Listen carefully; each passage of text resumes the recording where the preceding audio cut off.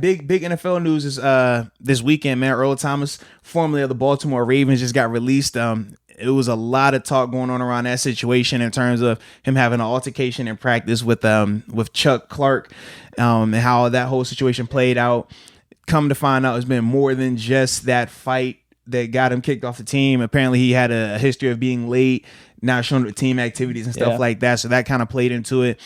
And the Ravens released him under the conduct detrimental label, so that way they can try to fight and recoup some of his money, because right now it stands that he's gonna, in total, would have cleared like close to $30 million in just one season with them. So from the conduct detrimental thing they posted in terms of for the reason why they're releasing him, they're going to try to recoup the $10 million that he's guaranteed for this season, along with some signing bonus as well. Wow. So it's going to be interesting, man. But it's going to take time. It's no different than what AB was doing with the Patriots. Like, it's still ongoing. Those type of battles take months.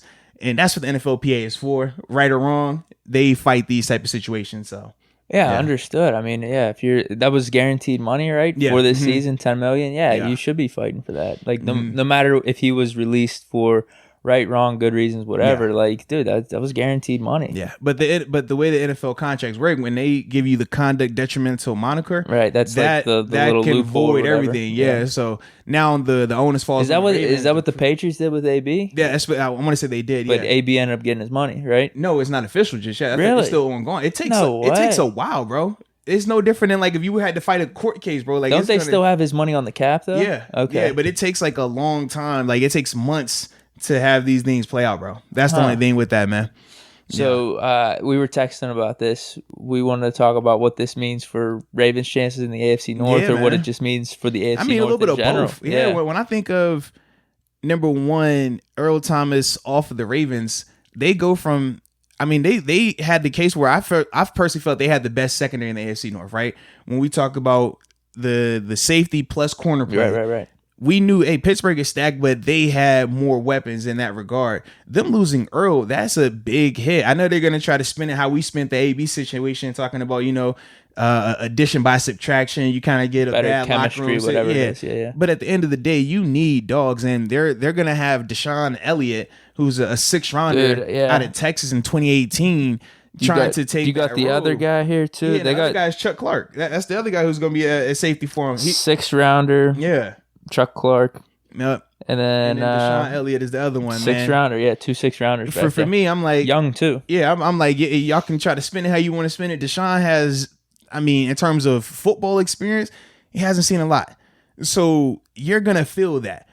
And I'm like, man, when you got Earl back there, you might can get away with having one of those younger guys, right? A less experienced guy back there.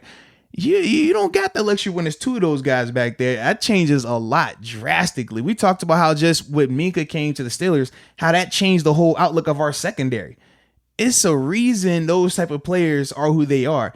I mean, even when we did our rankings, Earl Thomas at worst is a top 15 safety at worst. And that's Freeze and Strong's. Neither Chuck or Deshaun are in that conversation remotely. They're not even close to that. You're going to feel that. I think that hurts the Ravens a lot from a defensive standpoint.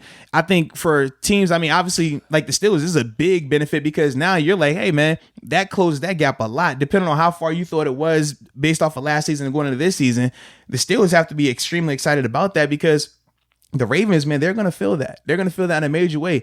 Now, in terms of the other teams in the division, Cleveland, they're the hot team right now in terms of they just lost their 2nd round pick. Torn Achilles, Grant Delpit, safety.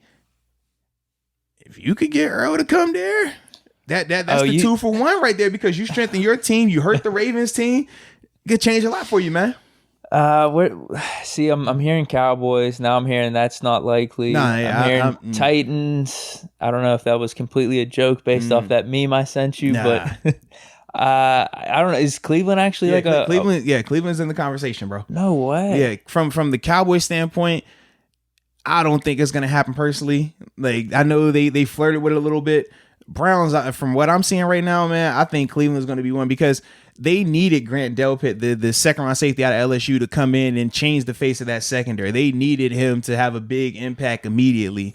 And by him tearing his Achilles and being out for the season, now you're stuck. So that's the only reason why I can see it making perfect sense, man. All right, I'm on Bleacher Report right now. It said Cowboys not interested. No, that's it. It doesn't offer me anything else. I got another one here. Logical landing spots.